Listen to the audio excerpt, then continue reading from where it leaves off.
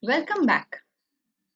Today we are going to study the importance of relationship management skills that are important as a part of your people skills.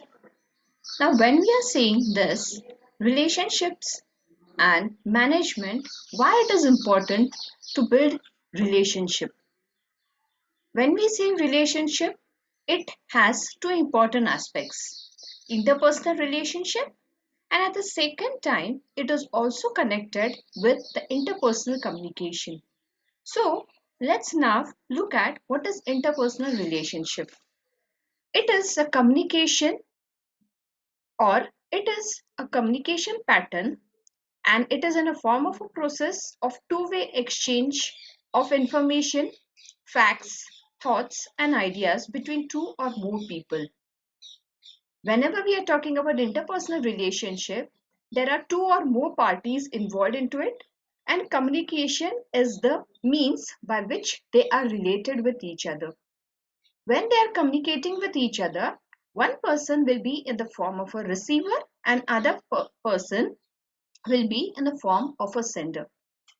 So now we'll see what is interpersonal communication. Interpersonal communication is an important part of your relationship because it is a direct and face-to-face communication. It also occurs between two people. It occurs between two people with the help of a dialogue or a conversation. Now, this conversation or this dialogue, it could be personal, it could be formal, it could be informal, it could be direct as well as intimate and permits maximum interaction through words and gestures also. So, we'll study in bit what is interpersonal communication.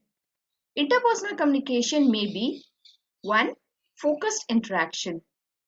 In this, the result from an actual encounter between two person involved in communication are totally aware that what they are speaking, what is the communication taking place in between two individuals, and they also know that what will be the result and what they are expecting out of it.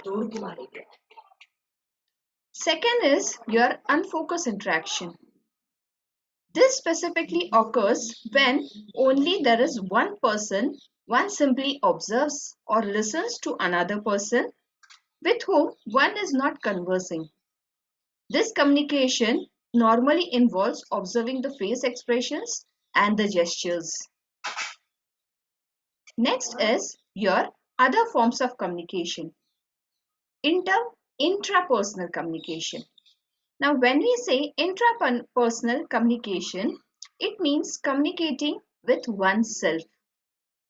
But when we talk to them, solves by way of imagining or by way of loud thinking, it is called intrapersonal. It is a language rather which we have in between and we try to build it beyond. Next form of communication is group communication. When we say group communication, it takes place in a small group. It could be 3, 5, 10, whosoever have gathered together. And this group communication will have a common topic to be discussed. They will have a common purpose and they have come for that together. Next type of communication is organizational communication. Under this type of communication, people in the organization communicate each other on many platforms. This may vary with individual communication, or it could be group communication also, or it could be a mass communication. Now, when we say mass communication, when we say mass communication over here, it means a larger group becomes a mass. So it could be hundreds of people. It is a mass communication. So in mass communication, it refers to a situation where communication is entered with the mass public. Either this communication is direct by taking recourse to usage of mass media like television, newspaper, or direct announcement can also be done in this particular form. So let's now see what are the components of interpersonal communication. As we have seen, interpersonal communication, it refers to the process of transacting message between two or more people who work together towards creating and sharing same things. And that is why creating and sharing same things, it means it is going to be having certain components into it. The first component of interpersonal communication is process. It is a continuous process of communication between two or more people which is ever changing, dynamic and not static process. It results into exchange of some information and message that act as a catalyst for a change.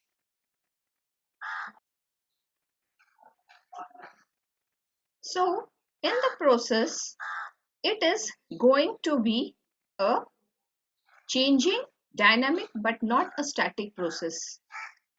The interpersonal communication results into exchange of some information and message that acts as a catalyst. The second component is your message. The second component of communication includes exchange of message, verbal or non-verbal, between two or more people. Message should be understood by the person and message should be attached to the statement and sharing of the statement or meaning should be done. Shared meaning, the third component. Receptor of the message. In communication, one will be the receiver and the other will be the sender. Now, the receptor, that means the receiver of the message, must be able to assign the meaning to the message communicated properly. In interpersonal communication, the receiver of the message and sender of the message should have same meaning to the communication. Then only it is going to have a proper communication pattern. Interpersonal relationship. Now, again moving to the part, interpersonal relationship addresses the knowledge, skills, attitudes and behavior that all people need to participate in positive, caring and respectful relationship in the family. Not only that, in profession and with individuals, in community and in workplace. It produces a synergy among the people and increases the productivity and efficiency of the people. That is why interpersonal relationships are very important. In definition, we can say it is an association between two or more people, and this association will have a base of love, liking, regular business interactions, or social commitments. Such relations can include family, friends, associates, works, neighborhood, and many more to say. Interpersonal relationship, make a note that they regulate by law, custom, or mutual agreement. They also have a concern of society norms. These relationships usually involve interdependence. It means people are depending on each other, and in such relations, there is an association of thoughts and feelings. Due to this, they can create a very strong bond in the coming future. Now we'll see what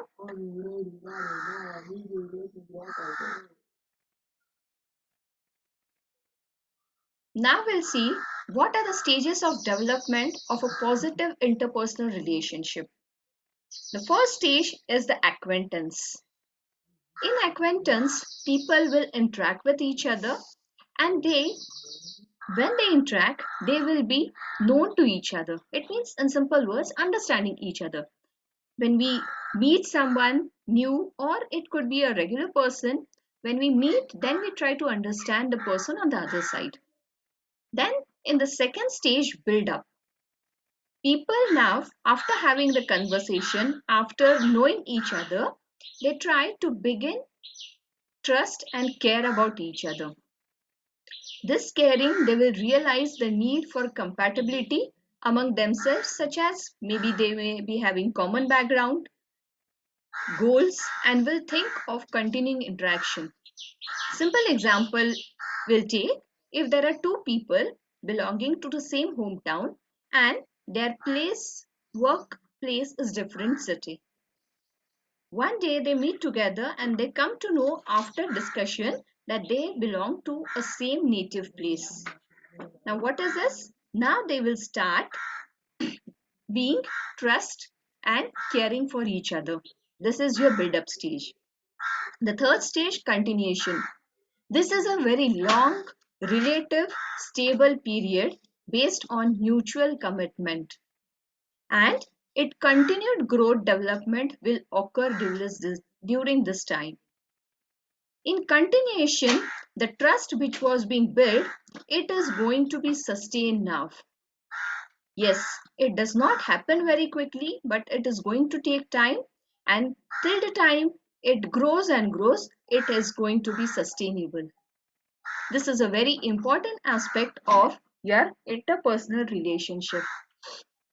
The fourth stage is deterioration. At some points, it happens that due to lack of trust or understanding the commitments, it lead to the deterioration of relationship.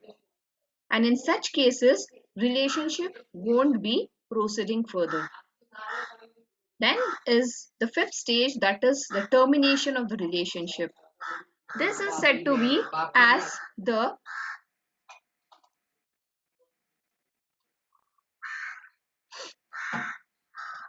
termination. This is the final stage where the end of relationship is taking place. The end of relationship, either it could be a death in the case of healthy relationship or by separation due to some reasons. So these are the stages of development of a positive interpersonal relationship. Now we'll see what are the skills required for developing such positive interpersonal communication. My friends, we are at a time understanding how interpersonal communication is important for interpersonal relationship. These two terms are interrelated and very closely following each other at each point of time. So now again we'll see what is interpersonal communication and skills required for that. The first skill is freedom of choice and expression.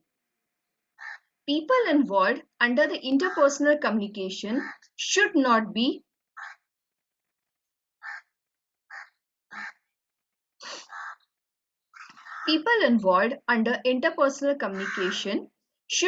coerced or forced into making communication or passing information. It should be within. It should not be a forced activity. The relevant communication should be exchanged in between the people. Nothing should be hidden.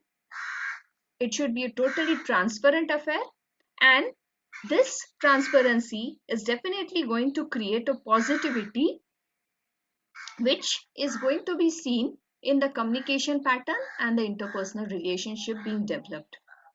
People involved in communication should be free to express their views and thoughts. It should not be a binding that this is to be said, these things are to be avoided, then definitely the skill is going to be lagging behind. The second skill required is sense of care. In interpersonal skill, always there should be a caring, understanding, and respect among the people involved in the interpersonal communication. The interpersonal communication is itself based on the meaning that it should be free and very healthy environment. A sense of caring towards the other person should be there, and then only give respect and take respect will be always followed. The third skill required is sense of harmony and balance. People should follow balanced approach. Now, what is this balanced approach? This balanced this balanced approach talks about take place of a positive, harmonious atmosphere, though the point should be right or wrong. There should be a proper management about the views that are being expressed in your interpersonal communication. The next skill is sense of welfare. This skill shows that what is good for one is good for the entire mankind. Yes, it means that the communicator himself or herself should have a habit of making the communication always on the ethical grounds, and it should not spoil anyone's thoughts. The communication should be such that it should help to maximize the happiness and satisfy the people who are in and around. Then only this interpersonal communication will have a sense of welfare. Next is your emotional intelligence. We have also studied this point prior. What is emotional intelligence? In simple words, it is the ability to understand one's own emotions and feelings as well as that of the others. And after you understand the feeling of others, how you are going to react to it. This is the important point of interpersonal relationship. Those people who have social skills, they have the competency to maintain a good rapport. Why? Because they know what are their feelings, but they also understand what are the feelings of other people as well. The next skill is self-awareness. In self-awareness, it is important to build a good personal relation, but it should be able to analyze themselves in order to understand their weakness also. This particular individual should work on preventing their weaknesses to be shown or make acting as kind of a hurdle in effective interpersonal communication. So when we see how the skills are going to be helpful, now we talk about what is supportive communication. Now, supportive communication, it involves communicating with people by making use of empathy, concern, respect, and confidence. This is also a kind of interpersonal communication, but it allows someone to communicate accurately and honestly, especially without disturbing the relationship. This is the important aspect of your supportive communication. Supportive communication helps to overcome the two major obstacles that result from poor interpersonal communication: the defensiveness and the disconfirmation. Defensiveness: when people are feeling threatened or attacked, they try to protect themselves. So, in supportive communication, instead of that individual being counter attacking the other person, be it way of words or it could be some action, we try to make it a softer one. In disconfirmation, when people feel worthless or undervalued and look at established self-worth, these are the individuals who are very much having problem of the, it could be like underestimating selves, or they never have got recognition. So such individuals will always try to speak loud, or they will try to see to it that how I am the best, why I am always right. So in such conditions, supportive communication will be very important. In this case, the sender of the communication or sender of the message should understand that what is the problem of that individual and then try to sort out the issue. There are certain principles of supportive communication that acts together. The first is supportive communication is congruent, not incongruent. Now, what do you mean by congruency? It means going together. This principle of supportive communication states that there should be alignment between the interpersonal relationship.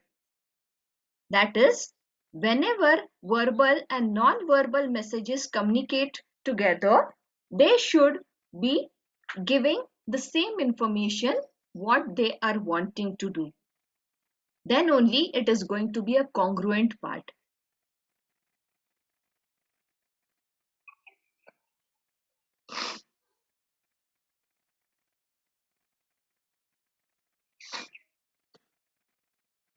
Second principle of supportive communication is it is descriptive, not evaluative. Supportive communication should be descriptive in nature. It should make judgment at places. It should label on other individuals, that is, feeling of threat, which should not result in effective supportive communication.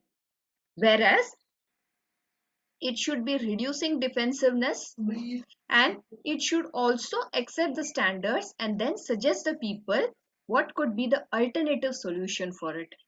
This is your second principle. The third principle is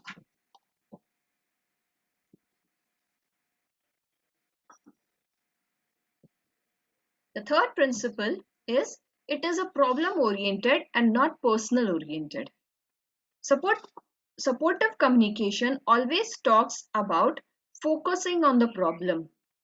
It does not focus on the person. What is the problem with that person? What are the personality traits of the person? And so on. But problem-oriented communication is useful just because it tries to understand what are the characteristics and behavior of the individuals which are difficult to change, whether they can be controlled, and if they can't be controlled, then how they are going to spread the negative impact. The fourth point is it validates rather than invalidates people. Validating communication helps people to feel recognized, understand, accepted, and valued.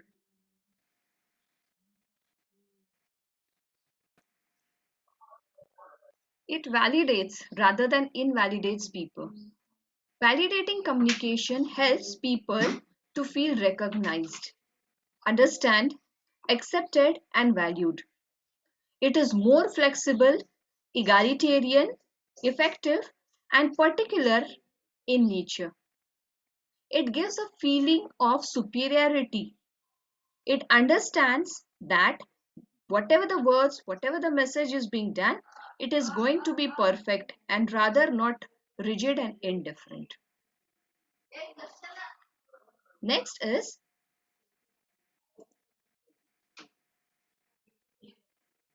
it is specific and useful. Supportive communication is always specific in nature and it is understood and acted upon. It is a thoughtful act, and due to this, it avoids extremes of communication. Specific communication is useful at it as its help to identify what are the problems, and it tries to avoid vague and abstract statements. It is conjunctive and not disjunctive. Supportive communication is conjunctive. That means there is a continuous flow in conversation and information always. It is owned and not disowned. Owned communication is taking responsibility for one statement and acknowledging the source of ideas oneself. It is nothing from a third person. It is supportive, listening, and not one-way message delivery. And that is why a proper communication will take place. So, lastly, we'll see in short what do you mean by supportive communication and what is its importance. Supportive communication increases strong interpersonal relationship. It increases understanding of both messages as well as understands the people attitude and feelings. It helps in effective message delivery. Once the effective message delivery is being done, it helps in creating positive, stronger, and more long lasting relationship. It helps in maintaining synergy. It helps people to perform in better in the task at work and learn more effectively. It helps feel people secure. It not only increases the efficiency and performance, but at the same time it fosters cooperation and coordination. And due to this, it increases loyalty and commitment of the people towards the work and organization. Thank you so much.